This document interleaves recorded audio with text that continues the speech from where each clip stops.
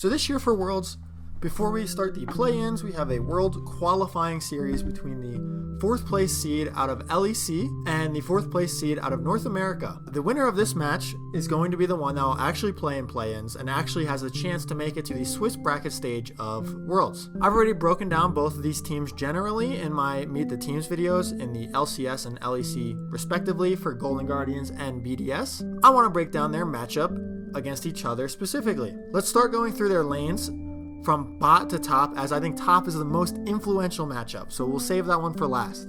Starting with the supports, I think both Huhi and Labrov are strong points or potential strong points for both of these teams. Both players are very similar in their mechanical skill and the way they look for flanks and fights.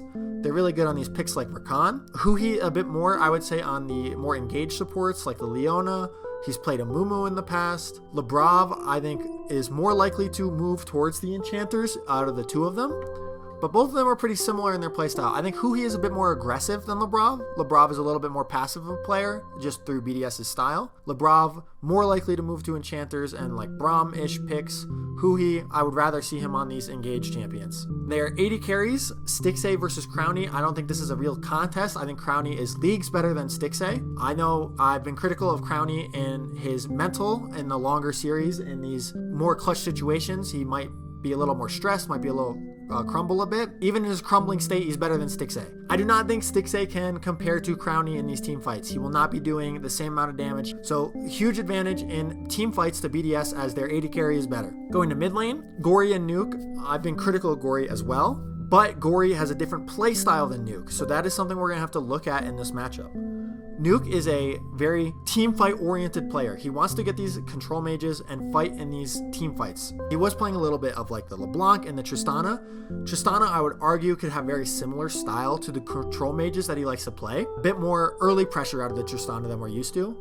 And this LeBlanc static Shiv, I think it's gone. I hope it's gone. I don't want to see it. So that being said, Gory and Nuke, I think Nuke is the better player. Gory, I do not think he's not very good at playing with Golden Guardians sometimes. He seems a little out of sorts. If he can get back into groove and they're all playing together again, these picks like Lissandra, if he goes back to picks like Set Mid or similar styles to Set Mid, like maybe the Cassante Mid again that was working for him, maybe he can make an impact in these team fights against Nuke and Crownie. Otherwise, Nuke's style is going to absolutely destroy this guy in lane and run this guy over in team fights. The jungle matchup, it's a pretty good one for River. I think River can really run around and do what he wants on the map. It's up to Shio to be able to stop River from running over games and finding ganks, finding opportunities, finding counter jungle. If River kind of tries to pick a style where he's just wants to attack Shio in his jungle, then he's going to need his laners to win though. And the only lane he has a chance of playing through is top lane. And we'll get there when we get there, but I don't really think River is going to have the opportunity to abuse Shio's falling behind in the game, as Shio likes to fall behind in the game to kind of save his lanes and like keep track of River, right? So it's up to River to kind of counteract that and be able to turn Shio's style against him. If he can find a way to get advantages even though Shio is trying to stop that, maybe he can run away with the game then. But I do not think the lanes and the way the lanes play out will allow River to abuse Shio's falling behind in the jungle. And top lane, let's talk about top lane. So really quick, Licorice is Golden Guardian's best player. I fully believe that. This guy is a really good top laner. I think while he's from North America and it's hard to judge that internationally, he has showed that he is not the reason why Golden Guardians dropped out of MSI, right? He is the reason why Golden Guardians maybe made it a little bit further and won a couple games that people didn't expect them to win in MSI. Licorice is a huge strong point for Golden Guardians, and he might be able to stand against international competition, right? But Adam has a very specific play style that makes weaker teams in Europe kind of shake. If you go back to the voice comms, SK versus BDS, SK is like really crying in their voice comms when Adam picks Darius because they're so scared of it, right? Licorice has the capabilities to stand against Adam and not lose to these off-meta picks, but is he ready for them? Has he practiced against them? Is he going to come into this match ready to play against Darius and Olaf? So this is going to be I think the most influential matchup in the game in terms of Licorice is going to be Golden Guardian's strong point, their winning point, right? So if Licorice cannot lane against Adam's Darius, if he cannot lane against the things like Olaf, then that means Golden Guardians is going to be in trouble. But if Licorice is able to not only lane against them, but River's able to help him get wins against him and even get tower plates and dives or any kind of lead he can get against Adam.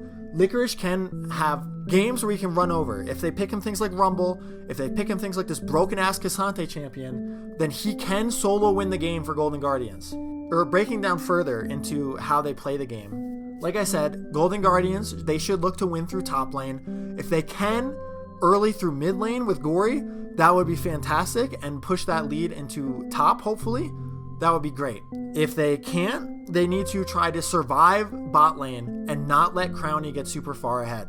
If Crowny or Nuke get ahead in these games and BDS gets control of the neutral objectives, that will also be a huge part. Which team gets to the neutral objectives first? Which team gets the vision control to set up? Because if BDS gets there and they are able to set up, it is up to Golden Guardians for Huhi to be able to find these flanks, find these ways into this area. I actually think the team fights will be a lot of fun to watch because BDS, they love to control these spaces, and Golden Guardians, Huhi is a player who loves to look for these flanks. It's really going to come down to team fights. Can Huhi and Licorice find these angles into the fights where they can get onto Nuke and Crowny?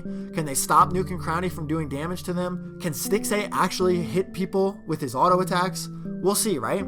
It's up to Golden Guardians to push the pace of these games, because if they go slow, BDS will just outscale them, out-teamfight them, and BDS is just going to take control of these Barons, take control of these Dragon Souls, and Golden Guardians needs to be able to stop that, right? Golden Guardians needs to be able to push the pace of these games and not let BDS scale the way they want to scale.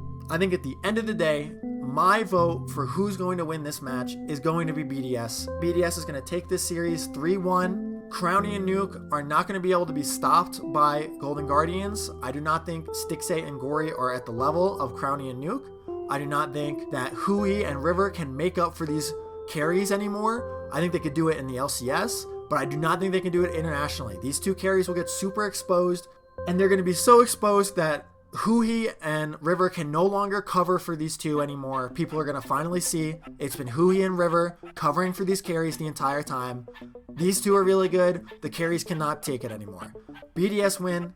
Nuke and Crowny, much better. Adam is going to do well enough into Licorice to stop him from being able to carry the game.